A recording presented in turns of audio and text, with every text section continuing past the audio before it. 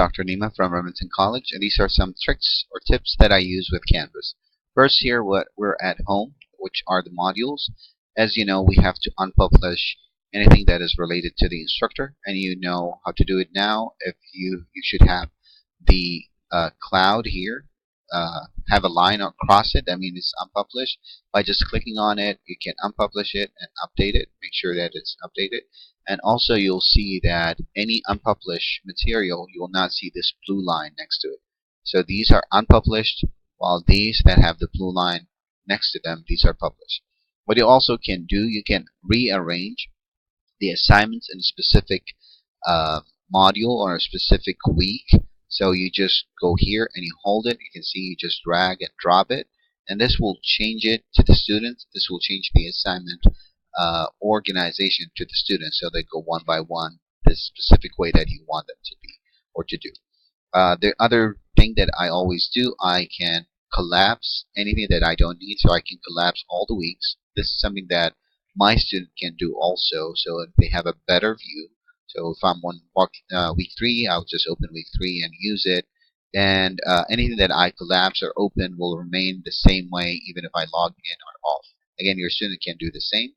There is a way also to unpublish a complete week or a complete resource. So if you see here, I can unpublish all of the student resources. So make sure that you don't do that unless you really want to. But this is something to know. The other thing, you can actually lock a specific week or specific module completely until a specific date. So I'm here on week 4. If I want to lock all week 4, I'll go to the settings.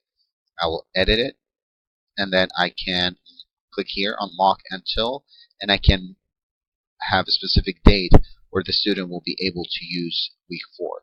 So even if it was locked, the student will be able to see week 4. They will see the assignment, but they will not be able to download or study or take a quiz or anything for that specific week until the time to unlock it. So this is just an extra information that you might want to do. I also want to show you. So this is my gradebook. As you can see, I have the total here next to my student name. What I have done, I just went all the way to the back. Total was here. I hover over it, and then I have this small arrow here. Click it, and I move it to the front. Now, since it's on the front, I can move it to the end, but I like it in the front, so this is something that you can do. As also, you can see that I have collapsed a lot of my assignments. So you can do this manually, just like an Excel sheet. You can collapse column. So I do this just to make it again better for me, so to see it. But this have to be done manually, and you have to reopen each one of them manually if you want to. Another thing, if you have 2 shifts, day and night, you can view them from here. So now it's showing one section. You can view all the sections. You have 4 students in this section. If I go to the other section, I have 1 student, or I can show all sections, so I can view all of the students. This is the same thing if you are on the speed grader. If you go to the speed grader and want to grade something, you'll see that these are the student names. Click in here, it's showing all sections, and you can see 5 students. But if I want only to see one section, say I just only want to see the day or the night students and grade them, then now I can see 1 student. Again, I went here, and I can go back to show all sections where I will be able to see all the students. And back to the gradebook, you can add your grade right away by clicking on it, and you can add a comment directly from the gradebook. What I did is just hover my mouse here. I can see this bubble here and just click on it, or I can add my comment or add my grade.